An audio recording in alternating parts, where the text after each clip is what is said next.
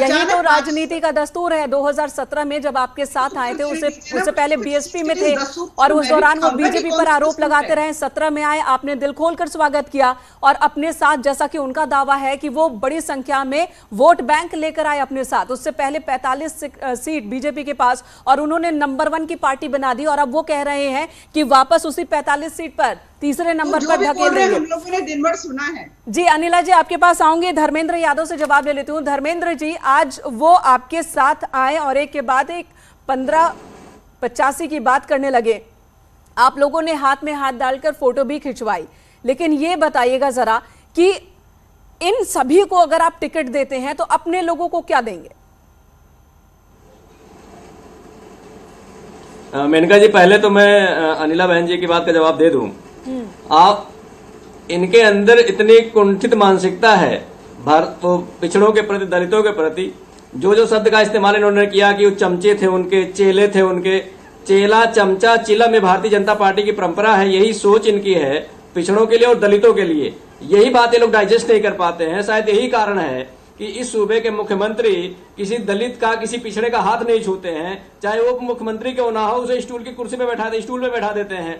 इसलिए स्टूल पे बैठाते हैं कि अगर सोफे पे बैठाएंगे तो सोफे को सैनिटाइज करना पड़ेगा, धुलना पड़ेगा। स्टूल आपके पास है ऐसी कोई तस्वीर? धर्मेंद्र जी, ऐसी कोई तस्वीर है आपके पास? फाइबर की, हाँ है हमारे पास। ठीक है, बिल्कुल है। पूरे मीडिया के पास है मेनका जी, ये तस्वीर पूरे मीडिया के पास है। और आज की तस्वीर भी चल रही है, आज की तस्वीर भी चल रही है। अमृत लाल के घर पर उनके साथ जमीन पर बैठकर खाना खाते दिख रहे हैं। केशव प्रसाद, अच्छा होता, बहुत अच्छी बात आपने पूछ ली मेनका जी, अच्छा होता कि हाथरस की दलित बेटी की चिता के सामने जाके नाक रगड़ते और माफी मांगते पूरे भारत की बेटियों से कि मुझसे गलती हो गई, मैंने पेट्रोल डलवा के उस बेटी को जलवा दिया, तब जाके उस बेटी की आत्मा को शांति। अनिला जी जवाब दीजिए। खाना खाने से नहीं मिलेगी। अनिला जी जवाब दीजिए। खिचड़ी खा लेने से सरकार नहीं बन जाएगी, सत्ता नहीं बन जाएगी, सामाजिक समरसता का संदेश नहीं चला जाएगा। देखिए ऐसा है, ये पिटे हुए चेहरों को लेकर ये सोच रहे हैं कि हमने गोल्ड मेडल ले लिया।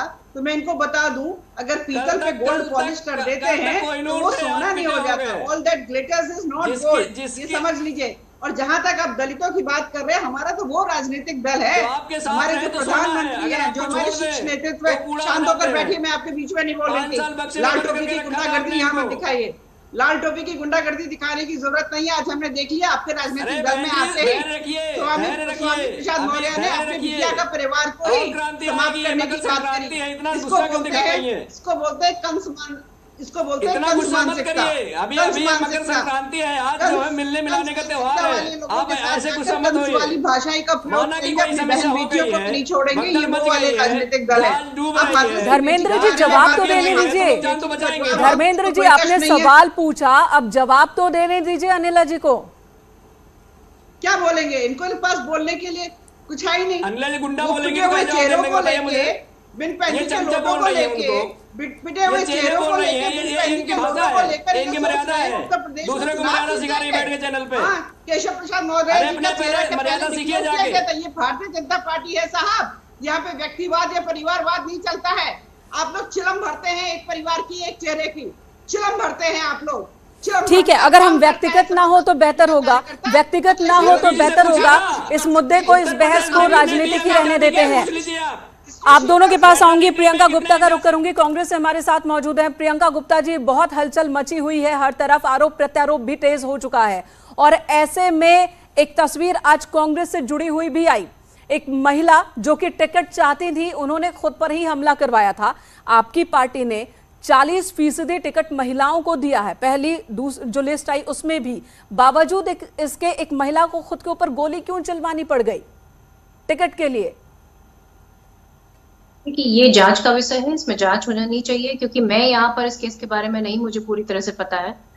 लेकिन मैं इतना जरूर कहना चाहूंगी कि प्रियंका गांधी जी ने जो एक मैराथन जो स्टार्ट की थी, तो उसमें था कि लड़की हूँ, लड़ सकती हूँ। और अभी भगदड़ जो बची है वो बीजेपी में मच गई है। बीजेपी में जो है, जब तक कोई रहता है तब तक वो बीजेपी की वॉशिंग मशीन से धुला हुआ रहता है, परंतु जैसे ही बीजेपी की वॉशिंग मशीन से वो बाहर आता है, उसके ऊपर न्यायिक जांच बिठा दी जाती है, क्योंकि वो उसके ऊपर आपराधिक गतिविधियां जो है बदले की भावना से वो आरोप लगा दिए जाते हैं। तो ये बीजेपी का चाल चरित्र और चेहरा है जो आज सभी देख रहे हैं। वास्तविकता ये है कि पिछले 5 सालों में इन्होंने जो दलित और पिछड़ों के ऊपर जो अत्याचार किए हैं, चाहे वो हाथरस की घटना हो, चाहे वो उम्बा गांव में हो, तो इन सारी घटनाओं को देखिए तो उससे पता चल जाएगा कि बीजेपी की जो है रणनीति क्या है।